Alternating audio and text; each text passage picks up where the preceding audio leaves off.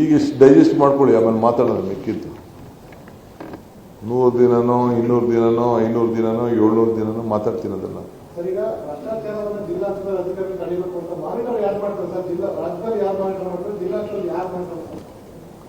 ನೋಡಿಯಪ್ಪ, from the root ಬೇರೆ first foundation ಕರೆಕ್ಟಾಗಿ ಇರಬೇಕಲ್ಲ. ಹಳ್ಳಿಯಿಂದ ವಿಧಾನಸೌಧಕ್ಕೂ ಕೂಡ ಅದೇ ಪದ್ಧತಿಯಲ್ಲಿ ನಾವು ಕೆಲಸ ಮಾಡ್ತೀವಿ. ಈಗ ಸರ್ಕಾರ ಅಂದ ಕೂಡಲೇ ಜನರ ಮನಸ್ಸಲ್ಲಿ ಏನಾಗೋಗ್ಬಿಟ್ಟಿದೆ ಅಂದ್ರೆ 30%, 40%, 60% ಹೀಗೆ ಪರ್ಸೆಂಟೇಜ್ ಏರ್ತಾನೆ ಇದೆ. ನೀವು ಭ್ರಷ್ಟಾಚಾರವನ್ನ ಎಷ್ಟು % ಕಡಿಮೆ ಮಾಡಬೇಕು ಅಂತ ಈ ಅಭಿಯಾನ ಶುರು ಮಾಡಿದ್ದೀರಿ? ಯಾವ ಪರ್ಸೆಂಟ್ ಇಲ್ಲ, 0% ಗಮನಿಸ್ತೀವಿ.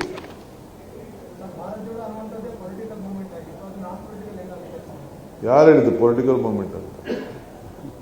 ಭಾರತವನ್ನು ಒಂದು ಮಾಡಿ ಹೃದಯಗಳನ್ನ ಒಂದು ಮಾಡೋದು ಶಾಂತಿಯ ತೋಟ. ಈಗ ನಾವು ಇದನ್ನ ಹೇಳ್ತೀವಲ್ಲ, ಕುವೆಂಪುರವ್ರದ್ದು ಹಿಂದೂ ಮುಸ್ಲಿಂ ಕ್ರೈಸ್ತರು ಎಲ್ಲ ಕೂಡ ಒಂದಾಗಬೇಕು ಅಂತೆಲ್ಲ ಹೇಳ್ತೀವಲ್ಲ, ಅದೇನು ಪೊಲಿಟಿಕಲ್ ಮೂವ್ಮೆಂಟಾ?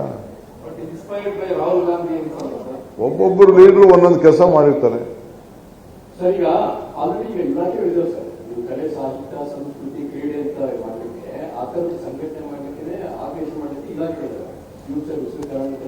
ಅದೇ ಇಲಾಖೆನೂ ಸೇರ್ಕೊಳ್ತದೆ ಇದಕ್ಕೆ.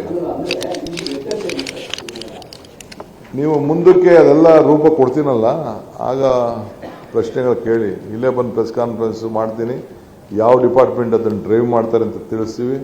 ಅದು ಯಾರು ನಾಯಕತ್ವ ವಹಿಸ್ಕೊಳ್ತಾರೆ ಇಲಾಖೆಯಲ್ಲಿ ಅಂತ ಹೇಳ್ತೇವೆ. ಒಬ್ಬೊಬ್ಬರು ಒಂದೊಂದು ಇಲಾಖೆನ ವಹಿಸ್ಕೊಳ್ತಾರೆ, ಅದು ಮಾಡ್ತೀವಿ, ತಿಳಿಸ್ತೀವಿ ನಿಮಗೆ. ಫೈನಾನ್ಷಿಯಲ್ ಆಕ್ಟಿವಿಟೀಸ್ ಏನು ಕಡಿವಾಣ ಹಾಕ್ತೀನಿ ಅಂತ ನೀವು ಹೇಳ್ತಾ ಇದ್ದೀರಿ. ಫೈನಾನ್ಷಿಯಲ್ ಆಕ್ಟಿವಿಟೀಸ್ ಏನ್ ನಡೀತಾ ಇದೆ ಹಳ್ಳಿಗಳಲ್ಲಿ ಇಲಿಗಲ್ ಆಗಿ, ಸೊ ಅದಕ್ಕೆ ಕಡಿವಾಣ ಹಾಕ್ಲಿಕ್ಕೆ ನಿಮ್ಗೆ ಆಕ್ಟ್ ತಂದಾಗಿದೆ. ಈಗ ಮತ್ತೆ ಒಂದು ಹೆಜ್ಜೆ ಮುಂದೆ ಇಟ್ಟಿದ್ದೀವಿ. ಆದ್ರೆ ಕೆಲವು ಸಂಘಟನೆಗಳು, ಎಕ್ಸಾಂಪಲ್ ಧರ್ಮಸ್ಥಳ ಸಂಘಟನೆ ಹೆಸರಲ್ಲೂ ಕೂಡ ಕ್ಯಾಶ್ ಟ್ರಾನ್ಸಾಕ್ಷನ್ ಆಗ್ತಾ ಇದೆ. ಬಟ್ ಸರ್ಕಾರ ಇದುವರೆಗೂ ಕೂಡ ಅದನ್ನ ಕಂಟ್ರೋಲ್ ಮಾಡುವ ಯಾವ ಪ್ರಯತ್ನನೂ ಮಾಡಿಲ್ಲ. ನೋಡಪ್ಪ, ನಾನು ಫಸ್ಟ್ ಅವ್ರಿಗೆಲ್ಲ ಒಂದು ರಿಪೋರ್ಟ್ ಕೊಡಿ ಅಂತ ಹೇಳಿದ್ದೇನೆ. Will find out A report what is out of the law. Within the law we can't do anything. Central government ಕೆಲವು ತೀರ್ಮಾನಗಳನ್ನು ಮಾಡಿದೆ, ಅವರಿಗೆ ಕೆಲವು ಅವಕಾಶಗಳನ್ನು ಕೊಟ್ಟಿದೆ. ಆ ಅವಕಾಶದಲ್ಲಿ ಮಾಡ್ತಾ ಇರಬಹುದು. ಆ ಕಾನೂನು ಬಿಟ್ಟಿನಾನು ನಡೀತಾ ಇದೆಯಾ, ಇದನ್ನೆಲ್ಲ ಗಮನಿಸ್ತೇವೆ. ನಾವು ಜನರಿಗೆ ಜಾಗೃತಿ ಮೂಡಿಸುವಂತ ಕೆಲಸವನ್ನು ಮಾಡ್ತೇವೆ.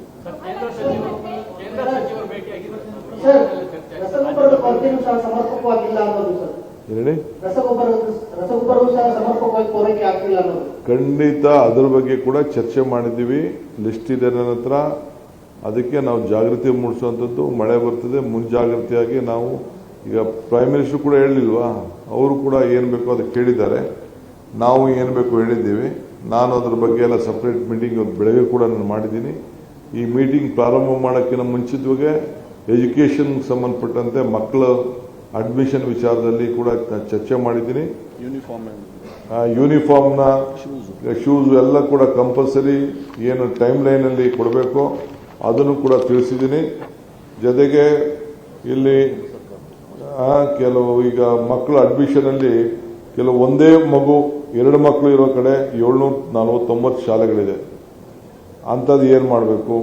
ಕೆಲವರು 4072 ಶಾಲೆಗಳು ಬರೀ ಅದಕ್ಕೊಂದು 2 ಮಕ್ಕಳು 7 ಮಕ್ಕಳು 8 ಮಕ್ಕಳು ಇದ್ದಾರೆ. ಅಂಥದ್ದು ಕೆಲವು ಏನು ಮಾಡಬೇಕು? ಆ ರೀತಿ ಎಲ್ಲ ಕಂಪ್ಲೀಟ್ ಒಂದು ಲಿಸ್ಟ್ ಇದೆ ನನ್ನ ಹತ್ರ. ಅದನ್ನೆಲ್ಲ ಯಾವ ರೀತಿ ಮಾಡಬೇಕು ಅನ್ನೋದನ್ನು ತೀರ್ಮಾನ ಮಾಡ್ತೀವಿ. ಶೂನ್ಯ ದಾಖಲಾತಿ 964 ಇದೆ. 1ರಿಂದ 5 ಮಕ್ಕಳು 3242 ಸ್ಕೂಲ್ ಇದೆ. 6ರಿಂದ 20 12,696 ಮಕ್ಕಳಿದೆ. 21ರಿಂದ 30 ಮಕ್ಕಳು 4,997 ಇದೆ. ಇದೆಲ್ಲ ಈ ಶಾಲೆಗಳಿಗೆ ಯಾವ ರೀತಿ ಮಾಡಬಹುದಾ, ಕ್ಲಬ್ ಮಾಡಬಹುದಾ, ಏನು ಮಾಡಬೇಕು ಅಂತೇಳಿ ಅದಕ್ಕೆಲ್ಲ ಮುಂದಕ್ಕೆ ಆಲೋಚನೆ ಮಾಡ್ತೇವೆ. ಈ ರಾಜ್ಯಾದ್ಯಂತ ಮಕ್ಕಳ ಶಿಕ್ಷಣ ಗುಣಮಟ್ಟ ಹೆಚ್ಚಳ ಮಾಡಲಿಕ್ಕೆ ಸರ್ಕಾರ ಗೆಸ್ಟ್ ಟೀಚರ್ಸ್ ಗಳನ್ನ ತೀರ್ಕೊಳ್ತಾ ಇದೆ. ಆದ್ರೆ ಅಲ್ಲಿ ಗೆಸ್ಟ್ ಟೀಚರ್ಸ್ ಗಳ ಕೈಯಲ್ಲೇ ಎಲ್ಲ ಕೆಲಸಗಳನ್ನ ಮಾಡಿಸುವಂತ ಪರಿಪಾಠ ಕೂಡ ನಡೀತಾ ಇದೆ. ಸಾಕಷ್ಟು ಈಗ ಸಂಘಟನೆಗಳು ಆಕ್ರೋಶವನ್ನು ವ್ಯಕ್ತಪಡಿಸ್ತಾ ಇದ್ದಾರೆ. ಸೊ ಈಗ ಕೊಡ್ತಾ ಇರೋ ಸಂಬಳನೇ ಕಡಿಮೆ, ಕೇವಲ 12,000 ಯಾವ ಕಾರ್ಮಿಕರು ಕೂಡ ಸಿಗೋದಿಲ್ಲ, ಅಷ್ಟು ಕಡಿಮೆ ಸಂಬಳವನ್ನ ಕೊಡ್ತಾ ಇದ್ದೀವಿ. ಅದಕ್ಕೆ ನಾವು ಒಂದು ಒಳ್ಳೆ ಫೌಂಡೇಶನ್ ಆಗ್ತಾ ಇದೀವಿ. ಆಮೇಲೆ ತಿಳಿಸ್ತೀವಿ. ರಸಗೊಬ್ಬರ ವಿಚಾರದಲ್ಲಿ ದಾಸ್ತಾನು ಇದೆ ಅಂತ ಹೇಳ್ತಾ ಇದ್ದೀರಾ, ಅದ್ರ ಬಿತ್ತನೆಗೂ ಮುಂಚೆವೇ ರೈತರು ಪ್ರತಿಭಟನೆ ಮಾಡ್ತಾ ಇದ್ದಾರೆ ಸರ್. ನೋಡಿಯಪ್ಪ, ಎಲ್ಲರೂ ಕೂಡ ಮುಂದಕ್ಕೆ ಏನ್ ಜಾಗೃತಿ ಆಗಬೇಕು ಅಂತೇಳಿ ಜಾಗೃತಿ ದೃಷ್ಟಿಯಿಂದ ಅವರೆಲ್ಲರೂ ಕೂಡ ಪಾಪ ಅರ್ಜೆಂಟಾಗಿ ಸ್ಟೋರ್ ಮಾಡ್ಕೊಳ್ಳಿಕ್ಕೆ ಪ್ರಯತ್ನ ಮಾಡ್ತಾ ಇದ್ದಾರೆ. ತಪ್ಪೇನಿಲ್ಲ. ಕೇಂದ್ರ ಸರ್ಕಾರ ಕೂಡ ನಮ್ಗೆ ಅದಕ್ಕೆ ಸಹಕಾರ ಕೊಡಬೇಕು. ಅವರ ಹತ್ರ ಕೂಡ ನಾವು ಸಂಪರ್ಕದಲ್ಲಿ ಇದ್ದೇವೆ, ಒತ್ತಡವನ್ನು ಹಾಕ್ತಾ ಇದ್ದೇವೆ. ಅವರು ವಾರ ವಿಚಾರ ತಿಳಿಸ್ತಾ ಇದ್ದಾರೆ. ಅದಕ್ಕೆ ಪ್ರೈಮ್ ಮಿನಿಸ್ಟರ್ ನೀವು ಇದಕ್ಕೆ ನ್ಯಾಚುರಲ್ ಗೊಬ್ಬರಕ್ಕೆ ಹೋಗಿ ಅಂತ ಅವರು ಕೂಡ ನಮಗೆ ಮಾರ್ಗದರ್ಶನ ಕೊಟ್ಟಿದ್ದಾರೆ. ಎಲ್ಲ ಕಡಿಮೆ ಉಪಯೋಗಿಸಿ ಅಂತ ಹೇಳಿದ್ದಾರೆ. ಅವ್ರದ್ದೇ ಆದಂಥ ಒಂದು ಮೆಷರ್ಸ್ನ ನಮಗೆಲ್ಲ ತಿಳಿಸಿದ್ದಾರೆ. ಅದು ಗಮನದಲ್ಲಿ ಇಟ್ಕೊಂಡಿದ್ದೀವಿ. ಆ ದೃಷ್ಟಿಯಿಂದ ನಾವು ಕೆಲಸ ಮಾಡ್ತಾ ಇದ್ದೀವಿ.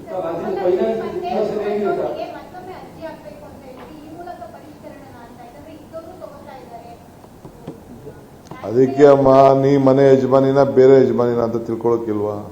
ಒಂದು ಮನೇಲಿ ಎಷ್ಟು ಯಜಮಾನಿ ಇದ್ದಾರೆ ಅಂತ ತಿಳ್ಕೊಬೇಕಲ್ಲ. ಇಬ್ಬಿಬ್ಬರು ಯಜಮಾನಿಗಳಾಗಾದ್ರೆ ಒಂದೇ ಯಜಮಾನಿಗೆ ನಾವು ಕೊಡೋದು. ಯಾರು ಒಂದು ಮನೆ ಯಜಮಾನಿ ಅಂತ ಅವ್ರು ಆಯ್ಕೆ ಮಾಡ್ಕೋಬೇಕು. ಅದೆಲ್ಲ ನಾವು ನೋಡ್ತೀವಿ. ವೋಟರ್ ಲಿಸ್ಟ್ ಇದೆ, ವೋಟರ್ ಲಿಸ್ಟಲ್ಲಿ ಒಂದು ಮನೆ ಎಷ್ಟು ಜನ ಇದ್ದಾರೆ ಅಂತ ನಾವು ನೋಡ್ಕೋತೀವಿ. ಹಿಂದೆ ಎಲ್ಲ ಆನ್ಲೈನ್ ಮಾಡ್ಕೊಬಿಟ್ಟು ಈಗ ಮನೆಗೆ ಹೋಗಿ ಅಪ್ಲಿಕೇಶನ್ ಕೊಡಿಸ್ತೀವಿ. ಒಂದು ಮನೆ ಹೆಂಗಿದೆ ಅಂತ ನೋಡ್ತೀವಿ, ಭಾಗ ಆಗಿದಾರ ಅಂತ ನೋಡ್ತೀವಿ, ಬೇರೆ ಬೇರೆ ಇದ್ದಾರ ಅಂತ ನೋಡ್ತೀವಿ. ತಾಯಿನೂ ತಗೊಳ್ಳೋದು, ಮಗಳು ತಗೊಳ್ಳೋದು, ಸೊಸೆನೂ ತಗೊಳ್ಳೋದು, ಆ ರೀತಿ ನಡೀತಾ ಇದೆ. ಅವೆಲ್ಲ ನಾವು ಗಮನಿಸ್ತೀವಿ.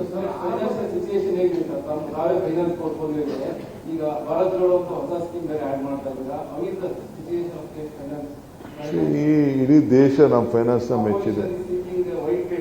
Let me C.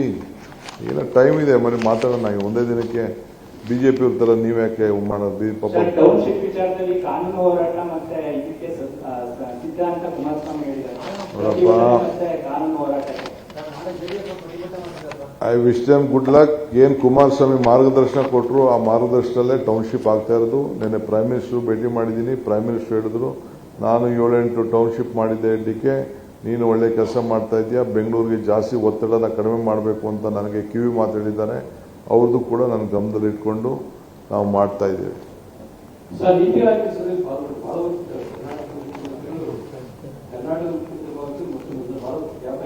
ಹೇಳಿ,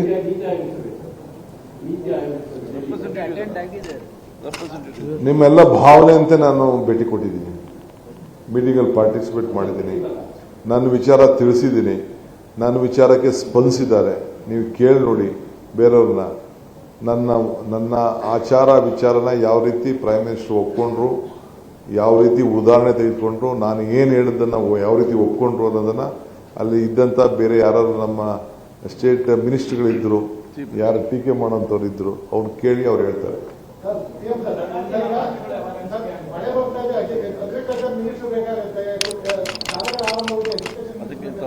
by birth I am an agriculturist. By birth ನಾನೊಬ್ಬ ಹುಟ್ಟು ವ್ಯವಸಾಯಗಾರ, ರೈತ. ನಿಮ್ಮನ್ನು ಒಟ್ಟಿಗೆ ತೆಗೆದುಕೊಂಡು ಹೋಗ್ತೀನಿ. ನಾನೇ ಮಿನಿಸ್ಟರ್ ಕಣೆ. ಕರ್ನಾಟಕ ಸುಭಿಕ್ಷವಾಗಿದೆ ಅಂತ ನೀವು ನೀತಿ ಆಯೋಗ ಸಭೆಯಲ್ಲಿ ಹೇಳಿದ್ದೀರಿ, ಆದ್ರೂ ಕೂಡ ಗ್ಯಾರಂಟಿ ಪರಿಷ್ಕರಣೆ ಮಾಡ್ತಾ ಇದ್ದೀರಿ ಅಂತ. ಅಲ್ಲಪ್ಪ, ನಾ ಗ್ಯಾರಂಟಿ ಯೋಜನೆನ ಟೀಕೆ ಮಾಡಿದವ್ರು ಅವರು. ಕೊನೆಗೆ ಇಡೀ ನಮ್ಮ ಗ್ಯಾರಂಟಿನ ಇಡೀ ದೇಶಕ್ಕೆ ಅವರು ಹಂಚಿದ್ದಾರೆ. ನಮ್ಮ ಗ್ಯಾರಂಟಿನ ಹಂಚಿದ್ದಾರೆ, ನಮ್ಮ ಗ್ಯಾರಂಟಿನ ಪ್ರಶ್ನೆ ಮಾಡಿದ್ದಾರೆ, ನಮ್ಮ ಗ್ಯಾರಂಟಿನ ಫಾಲೋ ಮಾಡಿದ್ದಾರೆ. ಅದು ನಿಮ್ಗೆಲ್ಲ ಬಹಳ ಪ್ರೌಡ್.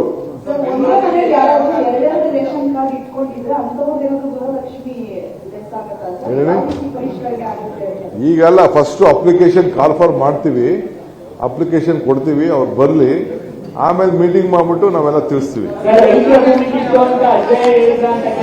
ಕುಮಾರಸ್ವಾಮಿ ಮುಖ್ಯಮಂತ್ರಿಗಳಿಗೆ ಅಜ್ಜಯ ಹೇಳಿದ ರೈತರ ಭೂಮಿ ಕಿತ್ತು ಅಂತ ಹೇಳಿದ್ದಾರೆ sir. Thank you. Sorry, coffee ಕೊಡೋಕ್ಕಾಗಿಲ್ಲ, ಕ್ಷಮಿಸಿ.